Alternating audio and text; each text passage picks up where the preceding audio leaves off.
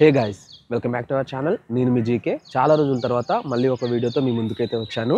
ఏంటి అంటే నేను యూజ్ చేసేటటువంటి బైక్ ఏంటి అనేది చాలా మందికి అయితే తెలియదు. సో మన ఫ్యామిలీలో ఉన్న వారికి నేను ఏ బైక్ యూజ్ చేస్తున్నాను, అసలు ఆ బైక్ ఎందుకు తీసుకున్నాను అనేది ఎక్స్ప్లెయిన్ చేద్దామని చెప్పేసి ఈ వీడియో అయితే చేస్తున్నాను. ఏంటి అంటే బాయ్స్కి బైక్ అనేది ఒక డ్రీమ్ అనమాట. సో మన మిడిల్ క్లాస్ వాళ్ళకి మన బడ్జెట్లో ఉన్నటువంటి బైక్ ఏంటి అనేది నేనైతే ఒకటి సెలెక్ట్ చేసుకున్నాను. మీకు కూడా చూపిద్దామని చెప్పేసి ఈ వీడియో అయితే చేస్తున్నాను.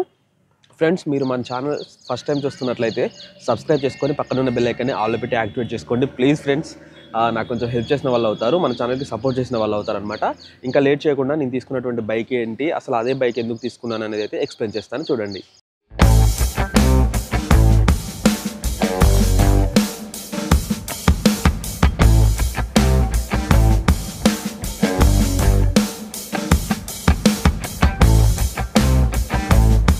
ఫ్రెండ్స్, చూస్తున్నారు కదా, యమహా MT-15 అనమాట నా బైక్ వచ్చేసి. సో ఈ బైకే ఎందుకు తీసుకున్నాను అనే దానికి కొంచెం రీజన్స్ అయితే ఉన్నాయి, అవి కూడా మీకైతే ఎక్స్ప్లెయిన్ చేస్తాను. ముందుగా ఈ యొక్క బైక్ కనుక చూసుకున్నట్లయితే లుక్ అయితే చాలా అంటే చాలా బాగుంటుంది. అదేవిధంగా ఇందులో ఉన్నటువంటి ఇక్కడ DRLs and projector lamp, signal lights, tail light అన్నీ కూడా మనకు ఎల్ఈడితో అయితే రావడం జరిగింది. అదేవిధంగా ఇందులో ఉన్నటువంటి ఇంకొక ఫ్యూచర్ ఏంటి అంటే ఇక్కడ మీరు చూడొచ్చు, మనకి ఇక్కడ బ్లూటూత్ కనెక్టివిటీ కూడా ఉంటుందన్నమాట. దీనికి ఒక అప్లికేషన్ అయితే ఉంటుంది, మనకు వచ్చినటువంటి మిస్డ్ కాల్స్, మెసేజెస్, సింబల్స్ అయితే ఇక్కడ చూపిస్తూ ఉంటుంది. అదేవిధంగా లాస్ట్ టైం మనం ఎక్కడ పార్కింగ్ చేసామనేది కూడా మనకు అందులో చూపిస్తుంది. ఇంజన్ ఆయిల్ ఏ టైంకి మార్చుకోవాలనేది కూడా ఇక్కడైతే చూపిస్తుంది అనమాట.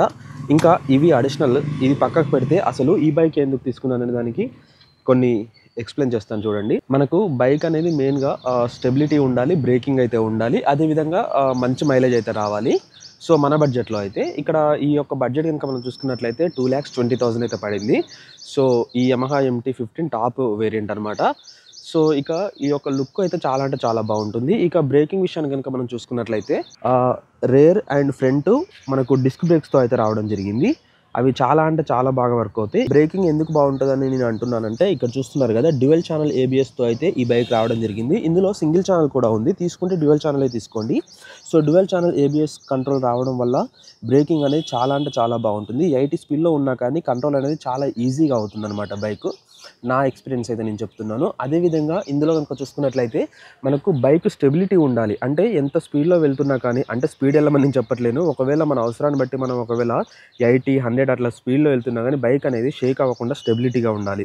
సో అలా స్టెబిలిటీగా ఉండాలి అంటే మనకి ఏం కావాలి, చాసిస్ అయితే కరెక్ట్గా ఉండాలి. సో ఇందులో కనుక మనం చూసుకున్నట్లయితే డెల్టా బాక్స్ చాసిస్ అయితే రావడం జరిగింది. ఈ యొక్క డెల్టా బాక్స్ చాసిస్ అనేది యమహా కంపెనీలో సూపర్ బైక్స్కి, స్పోర్ట్స్ బైక్కే వాళ్ళు ప్రొవైడ్ చేస్తారు, కానీ ఈ యొక్క బైక్లో కూడా వాళ్ళు అదే చాసిస్ అయితే ఇచ్చారు. ఇది ఒక మంచి విషయం అనేది చెప్పుకోవచ్చు. ఇక దీని యొక్క గ్రౌండ్ క్లియరెన్స్ కూడా చాలా అంటే చాలా బాగుంటుంది. నేను ఇక్కడ స్క్రీన్ పైన వేస్తాను, చూడొచ్చు. ఎక్కడ కూడా స్పీడ్ బ్రేకర్స్కి అయితే టచ్ అవ్వట్లేదు. ఇక దీని లుక్ కనుక చూసుకున్నట్లయితే చాలా అంటే చాలా ఇంప్రెషన్గా ఉంటుంది, అంటే చూసే వాళ్ళని అట్రాక్ట్ చేస్తుంది అనమాట. అదేవిధంగా ఇక మూడో విషయం ఏంటి అని కనుక మనం మాట్లాడుకున్నట్లయితే ఈ యొక్క బైక్ అనేది ట్రాక్షన్ కంట్రోల్ అయితే ఉంది. సో ఇక్కడ మీకు ట్రాక్షన్ కంట్రోల్ అనేది అయితే ఇక్కడ TCS అని చూస్తున్నారు కదా. సో ట్రాక్షన్ కంట్రోల్ అంటే ఏంటి అంటే మనకు బ్యాక్ వీల్ ఎంతైతే స్పీడ్ తిరుగుతుందో అదే స్పీడ్లో ఫ్రంట్ వీల్ కూడా తిరుగుతూ ఉంటుందన్నమాట. ఒకవేళ మనం బ్యాక్ అన్న ఫ్రంట్ అన్న ఏదైనా బ్రేక్ అప్లై చేసినట్లయితే మనం బ్రేక్ అప్లై చేసినటువంటి వీల్ యొక్క స్పీడ్ బట్టి ఆటోమేటిక్గా ఇంకొక వీల్ కూడా అదే స్పీడ్లోకి అయితే వస్తుందన్నమాట. సో రెండు వీల్స్ కూడా సేమ్ స్పీడ్లో అయితే తిరుగుతూ ఉంటే మనకు స్కిడ్ అవ్వడానికి అయితే అవకాశం అయితే ఉండదు. సో ఒక వీల్ ఎక్కువ స్పీడ్, ఒక వీల్ తక్కువ స్పీడ్ తిరగడం వల్ల మనకు బైక్ అనేది స్కిడ్ అవుతుంది. ఎమర్జెన్సీ బ్రేక్ అప్లై చేసినప్పుడు అట్లాంటి టైంలో ఉపయోగపడుతుంది అనమాట. సో మనకు సేఫ్టీ పరంగా చూసుకున్నట్లయితే స్టెబిలిటీ, బ్రేకింగ్, అదేవిధంగా ట్రాక్షన్ కంట్రోల్ అయితే ఉంది. ఇవి చాలు మనకు బైక్లో ఫ్యూచర్స్ కనుక మనం చూసుకున్నట్లయితే మనకు సేఫ్గా ఉండడానికి. అదేవిధంగా దీని యొక్క సిట్టింగ్ కనుక చూసుకున్నట్లయితే ఇద్దరికన్నా ఎక్కువ అయితే కూర్చోలేము, ఇద్దరైతే కంఫర్టబుల్గానే కూర్చోవచ్చు. చాలామంది ఎక్స్ట్రా అడిషనల్గా అవి వేస్తూ ఉంటారు, కానీ నేనైతే వేయను, ఎందుకంటే అవన్నీ వేస్తే మనకి ఇల్లీగల్ అయితే అవుతుంది.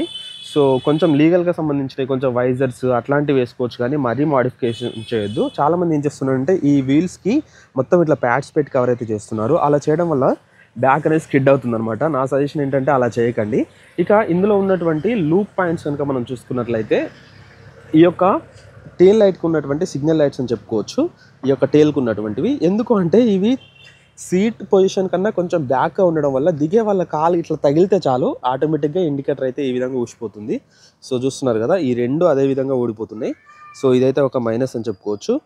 అదేవిధంగా చాలామంది ఈ టెయిల్ అయితే తీసేసి మోడిఫై అయితే చేస్తున్నారు. అలా అయితే చేయకండి. బైక్ లుక్కే పోతది. దాని లుక్ ఏ విధంగా కంపెనీ ప్రొవైడ్ చేసిందో అలా ఉంటేనే బాగుంటుంది. చిన్న చిన్నవి వేసుకోవచ్చు, కానీ మరీ దానికి వచ్చినటువంటివన్నీ తీసేయకండి. సో ఇది అనమాట మొత్తానికైతే నా బైకు. ఇక మైలేజ్ విషయానికి కనుక వచ్చినట్లయితే నాకు ట్రాఫిక్లో వెళ్ళినప్పుడు 40 నుంచి 45 అయితే వస్తుంది. హైవేలో కొంచెం 45 కన్నా ఎక్కువ అయితే వస్తుంది. సో మరీ అంత టెస్ట్ అయితే చేయలేదు. మన బడ్జెట్లో మంచి బైక్ కావాలనుకున్నప్పుడు కొంచెం మైలేజ్ దగ్గర డ్రాప్ అయితే అవ్వాల్సి ఉంటుంది. అదివరకు ముందుకు నాది ఎఫ్జెడ్ V2 అయితే ఉండేది. అది వచ్చేసి మైలేజ్ కనుక చూసుకున్నట్లయితే 45 నుంచి 50 వచ్చేది. నేను ఒక్కడనే హ్యాండిల్ చేసేవాడిని, బైక్ ఎవరికి ఇచ్చేవాడిని కాదు. సో అది ఆ విధంగా టైం టు టైం మెయింటైన్ చేశాను కాబట్టి ఆ విధంగా అయితే వచ్చింది. ఇప్పుడు ఇది యమహా MT-15 అనమాట. ఇది కూడా మ్యాక్స్ నా ఒక్కని చేతిలోనే ఉంటుంది. Time to time engine oil మార్చుకొని మంచి మెయింటెనెన్స్ అయితే చేసుకుంటూ ఉంటాను. సో ఇది అనమాట మన బైక్ అయితే. ఇది మీకు చూపించాలని చెప్పేసి ఈ వీడియో అయితే చేస్తున్నాను. సో ఈ బైక్ తీసుకున్నానికి కారణం కూడా అదే. ఇది వచ్చేసి మనకు 40 నుంచి 45 అయితే మైలేజ్ ఎక్స్పెక్ట్ చేయొచ్చు. అంతకన్నా హెవీ అయితే ఎక్స్పెక్ట్ చేయొద్దు. కానీ పికప్ విషయంలో చూసుకున్నట్లయితే మనకు ఎక్కడ కూడా ల్యాగ్ ఉండదు. ఇది రైడ్ చేస్తుంటే చాలా అంటే చాలా ఇంకా వెళ్ళాలి, అప్పుడే రైడ్ అయిపోయిందా అని అనిపిస్తుంది. మన డెస్టినేషన్ వచ్చినట్లయితే ఇంకా దూరం వెళ్ళాలనిపిస్తుంది. ఎక్కువ బైక్స్ ఇష్టపడే వాళ్ళు, బైక్స్ పైన తిరగాలి అని అనుకున్న వాళ్ళకు ఈ బైక్ అయితే చాలా అంటే చాలా బాగుంటుంది. నాకైతే చాలా బాగా నచ్చింది. ఇంకా మీకు కావాలనుకుంటే దీనికి చాలా ఎక్స్ట్రా ఫీచర్స్ కూడా ఇన్స్టాలేషన్ అయితే చేసుకోవచ్చు. ఇక మీకు ఇంకోటి చెప్పడం అయితే మర్చిపోయాను.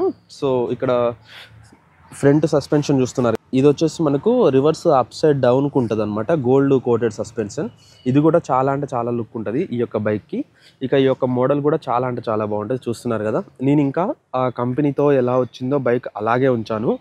ఏం కూడా ఇంకా ఎక్స్ట్రా ఫిట్టింగ్స్ అయితే చేయలేదు. జస్ట్ మన మొబైల్ స్టాండ్ అయితే చేశాను.